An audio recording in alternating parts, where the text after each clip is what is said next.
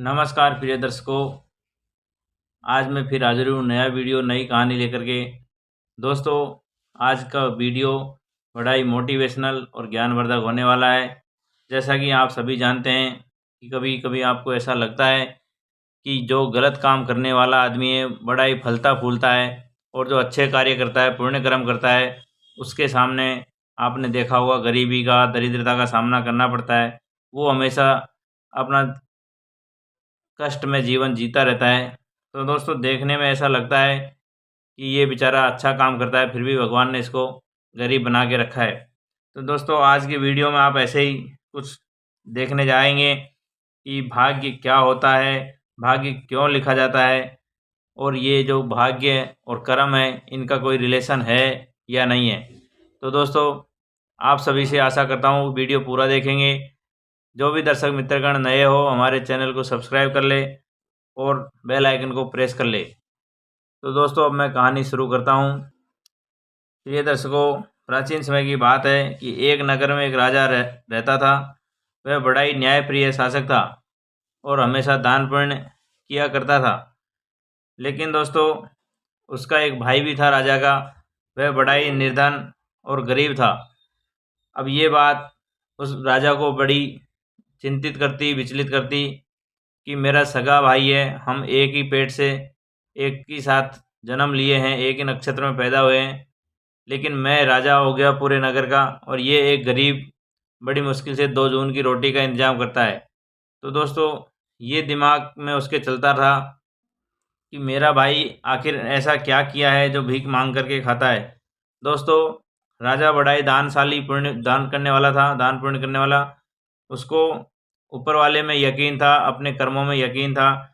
तो उसने अपने दरबार में सभा बुलाई, और सभा में बड़े बुद्धिमान, पंडित, ज्ञानी, सभी को एक से बढ़ के एक सभी को निमंत्रण दिया, और उनके सामने यही सवाल रखे कि क्यों भाई, क्यों एक ही समय पर पैदा होने वाले आदमी इस तरह से गरीब और अमीर हो जाते हैं, ये भाग्य क्या होता है, क्यों लिखा जाता है। उसने अपनी सभा के सामने ये 3 सवाल रख दिए। भाग्य का लिखा टाला क्यों नहीं जाता, अर्थात ये घटित क्यों होता है। भाग्य क्यों लिखा जाता है, और 2 लोग जो एक ही समय पैदा हुए हैं उनका अलग अलग भाग्य कैसे हो जाता है। दोस्तों, सारी जो सभा थी वो शांत और चुप हो गई। दोस्तों, किसी भी पंडित के पास, किसी भी महाविद्वान के पास ऐसा जवाब नहीं था जो कि राजा को संतुष्ट कर दे। दोस्तों, आप सभी जानते हैं कि कुछ बड़े लोग होते हैं, बड़े बुजुर्ग, जो बड़े अनुभवी होते हैं। प्रिय मित्रों, उस सभा के अंदर एक बड़ा बुजुर्ग गरीब आदमी भी बैठा था। उसने कहा कि माई बाप, यदि आप हुक्म करें तो मैं एक आपके सामने एक मशवरा रखना चाहता हूँ। प्रिय दर्शकों, राजा ने उसको यस कह दिया। उसके बाद बुजुर्ग आदमी कहता है कि हुजूर, आपका जो सवाल है वो तीनों सवालों का जवाब मिल जाएगा। हमारे नगर से कुछ मीलों दूर एक महात्मा जी रहते हैं। वो सिद्ध पुरुष हैं, वो बड़े ज्ञानी हैं, तपस्वी हैं। वो आपका जवाब दे सकते हैं तीनों सवालों का। तो दोस्तों, राजा उसी समय अपने घोड़े पे सवार होकर के, जो एक पहाड़ी के चोटी पे वो महात्मा जी रह रहे थे, उनके पास पहुंच जाते हैं और नमस्कार किया, दुआ सलाम किया।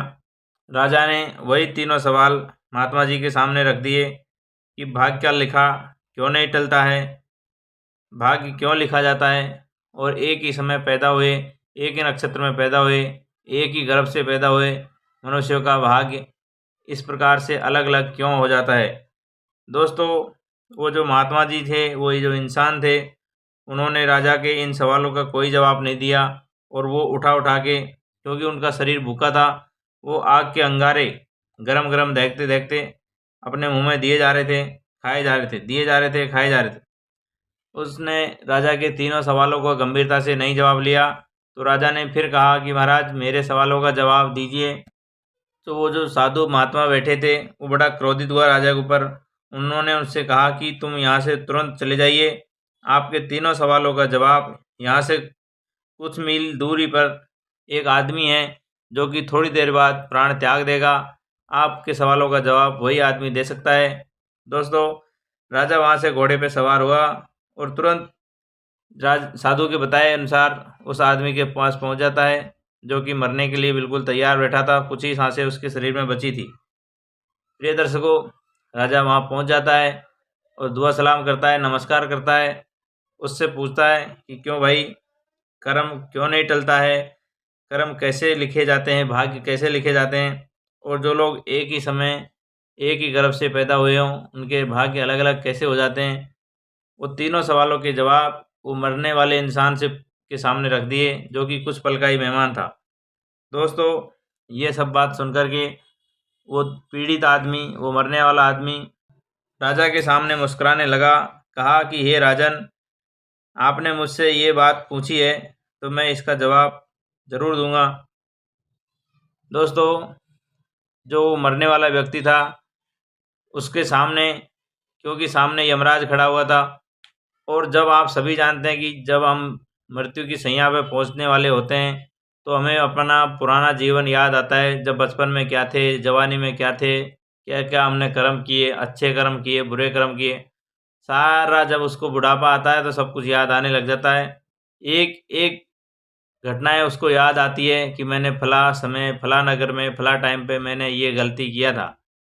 तो दोस्तों, इस जन्म का तो उसको अक्खा याद आ ही जाता है, साथ ही पुराना जन्म भी उसको याद आ जाता है कि मैं पहले जन्म में क्या था और क्या मैंने कांड किए थे, जिस वजह से मुझे आज इस जन्म में ये सज़ा मिल रही है। तो दोस्तों, उस भाई को सारा याद आ गया, पहले के जन्म का भी, और इस जन्म का तो था ही, रहता ही है, सभी को आप जानते हैं। तो दोस्तों, राजा को वो जवाब देता है कि हे राजन, आप और मैं और वो जो महात्मा जी आपको मिले थे जिन्होंने अंगारा खा रहे थे, हम तीनों पिछले जन्म में सगे भाई थे और एक ही साथ पले बड़े, एक ही परिवार में रहते थे। एक बार हम सब खाना खा रहे थे तीनों भाई, तो एक महात्मा जी आ गए थे भिक्षुक हमारे पास भिक्षा मांगने। वो भूख से बड़े तिलमिला रहे थे, उनको भूख सता रही थी। उन्होंने हम तीनों से खाना मांगा, तो जो सबसे बड़े वाले भाई थे जिन्होंने मुझे आपको मेरे पास भेजा है और जो अंगारे खा रहे थे, उनका उस भिक्षुक के सामने जवाब था कि भाई भिक्षुक, यदि मैं आपको खाना दे दूंगा तो क्या मैं अंगारे खाऊंगा, मैं कैसे जीवित रह पाऊंगा। तो भिक्षुक ने उसी समय तथास्तु बोल दिया। तो वो भाई, जो हमारा सबसे बड़ा भाई था, आज अंगारे खा रहा है और वो साधु के रूप में भूखा मर रहा है। दोस्तों, दूसरा मैं, जो मेरे से उसने मांगा था, तो मैंने साधु को, भिक्षुक को जवाब दिया कि यदि मैं मेरा खाना आपको दे दूंगा तो मैं क्या भूखा मरूंगा। तो दोस्तों, बड़ा वो भाई कहता बीच वाला कि आज मैं भूखा मर रहा हूँ और तड़प तड़के मैं अपनी जान दे रहा हूँ। तीसरे भाई आप थे, आपसे जब भिक्षुक ने मांगा तो आपने अपने हिस्से में से आधा हिस्सा उस भिक्षुक को खिला दिया और भिक्षुक की भूख तृप्त हो गई। तो उन्होंने खुश होकर के आपको वरदान दिया कि आप जाओ, आप सदा सुखी रहेंगे, पुण्य आत्मा बने रहेंगे और अगले जन्म में अच्छे परिवार में जन्म लेंगे। इस प्रकार का आशीर्वाद उस भिक्षुक ने उस राजा को पिछले जन्म में दिया। तो दोस्तों, पिछले जन्म के आशीर्वाद की वजह से ही, पिछले जन्म के श्राप की वजह से, या ऐसा बोला कि कर्मों की वजह से, उसका सबसे बड़ा भाई आज अंगारे खाने को मजबूर था और ये जो बीच वाला है वो भूख से तड़प तड़प के मर रहा है। और तीसरा, जिसने पुण्य कर्म किया था, दान दिया था, वो आज राजा बन कर के सुख भोग ऐश्वर्य का आनंद ले रहा है।